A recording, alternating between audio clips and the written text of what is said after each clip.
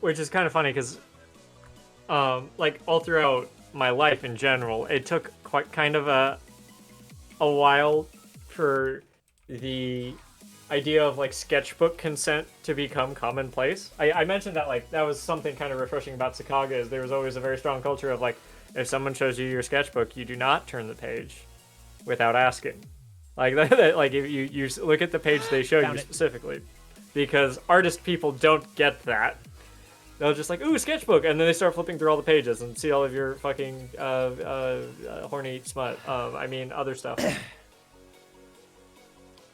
See, I talk around it a little bit just because it's like, just who I want to be on the internet. But you're not wrong.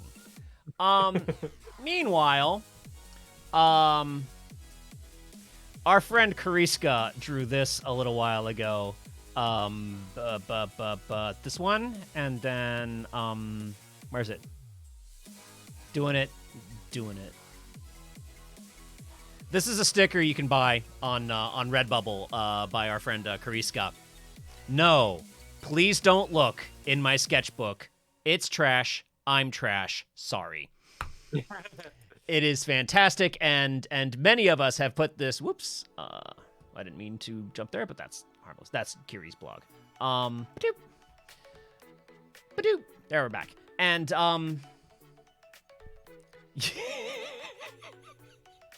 I'll post a link to it. I'll post a link to it on Discord. Yeah, that's, Kiri made that to stick on sketchbooks specifically for the problem, which is that people want to grab and flip through. Mm-hmm. And so, no, you ask first. And, my beverage vanished. There it is. And of course, what's nice is I have the ability to do the me thing, which is I can look at the sketchbooks and say, hey, can I see some other stuff? And like anything else that I see, I can just gush about how great it is. There's an ability I've cultivated, which is like when I see what I believe Twitch likes to refer to as scuff, just, you know, shit I was just showing you, right?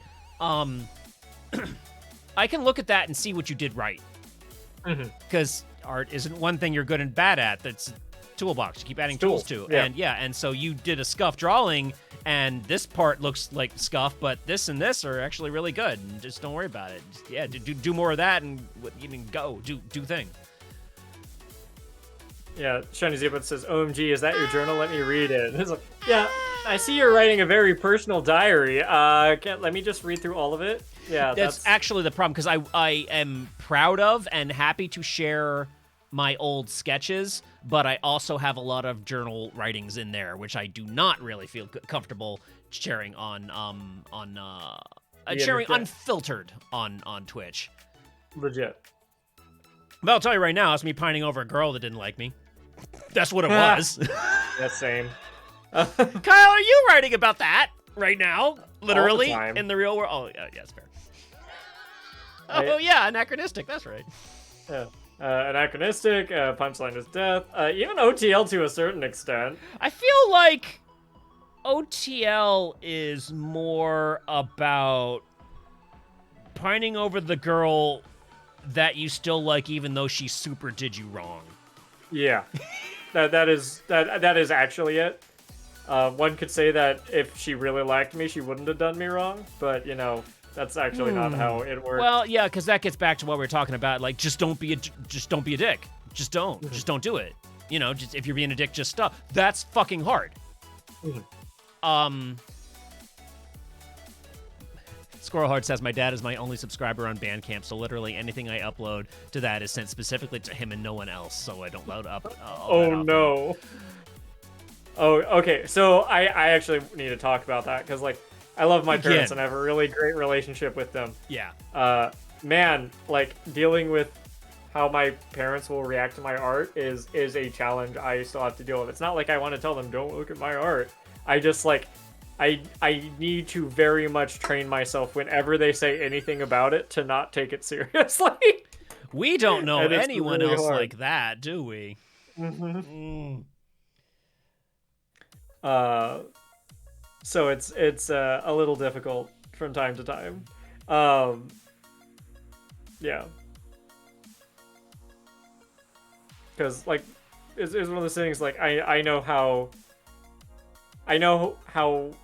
my art works, and I know how my business works, and while they love me and want to help, they don't know how either of those things work at all. And they mean to help when they give advice, and sometimes I take the advice seriously, and it's usually bad advice.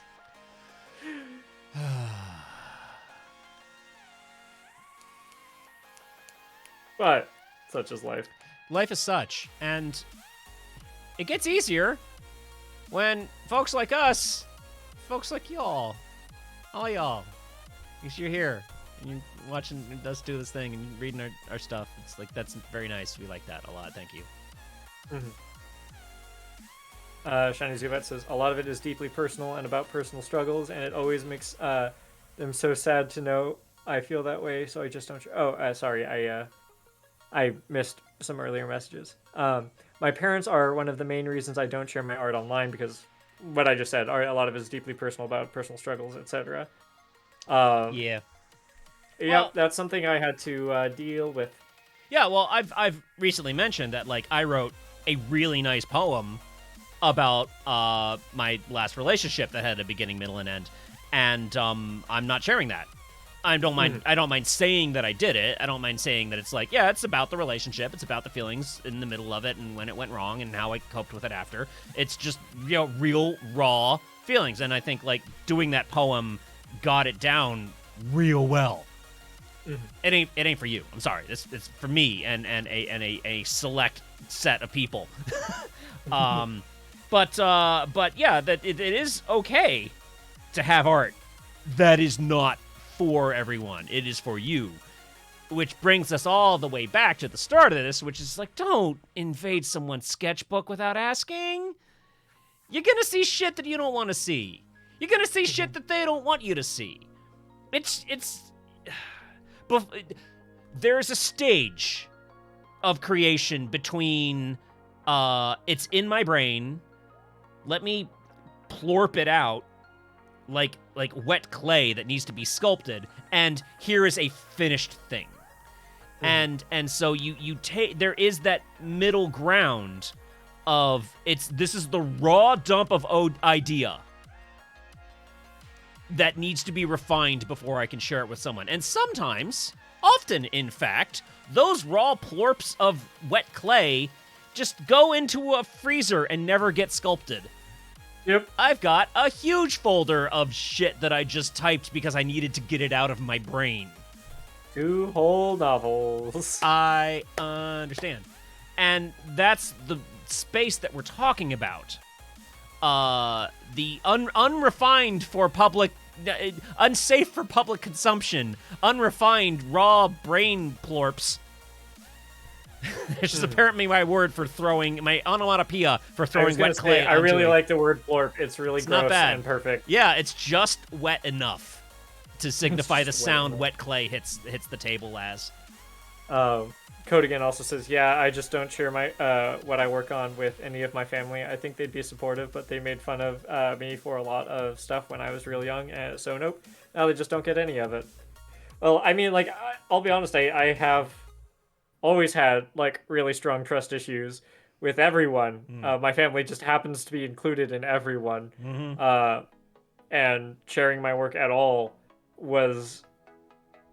Well, see, that's the thing, is I almost feel like I'm more honest with my art than I am, like... How do I say this? You put more of yourself into your art than you put into yourself? A little bit. Like, That's a quote from my own book, I'm sorry. Oh, is it? Oh yeah, no, that's from the Indies. That's like that's from the Indies. End of chapter 3. It sounded familiar. I'm like, oh wow, that's a Where did I quote. hear that before? That's a good one. And I didn't steal that for anachronistic. Yeah. Okay, see, the things that I told you that I've never put in anything, that's fine to steal. Yeah, no, you're but right, if you you're straight up stole something I wrote in my stuff, I would actually give you endless shit. I would expect nothing. I would demand you do. The what we're talking about is the Neil in Anachronistic mentions, oh yeah, a friend of mine told me that this is his theory of ghosts, and he laid it out, and I was like, and I'm listening to that, I was like, oh yeah, Kyle used my thing, that's cool. Yeah, I forgot that is my thing. I knew it was a thing from someone I knew. I just didn't remember it was Jer, which made things a little awkward. Well, it's fine because it's like, oh, and like I'm like texting Kyle as I'm listening to the episode. I was like, oh hey, you used my ghost thing, and you were just like, shit, that was yours. It's funny because I like how you got my word for word reaction, because of course that's how I'd react to that revelation. And like, here's the thing, it happens when you're in with a bunch of creatives. Sometimes one of them will say something really cool and you'll use it. Yep. I actually so fun fact, there is a setting detail to Anachronistic that will not come up in the podcast itself. May come up in future seasons or whatnot, but Kimmy gave me the idea for it like not that long ago, and I'm like, oh shit, that actually solves a problem I was having majorly. Can I just steal that? And she's like, yeah. It's pretty great. The communal creative process. Are we done with Turning Red? I think so. Okay. Unless you have something more to add. No, I feel like we got it all, because it's like, my whole bit was all the really around the sketchbook scene, because the reason why I want to bring it up is because before I saw the movie, I was aware of the sketchbook scene. I didn't know how bad it was, but yeah, like the tweet from Jennifer Hernandez was all about like this. There's a meme template of showing off your cringe art. And I was kind of like, okay, so that's a thing. All right, let me go watch it. It's kind of what put the fire under my ass to go and like, hey guys, we need to watch this right now.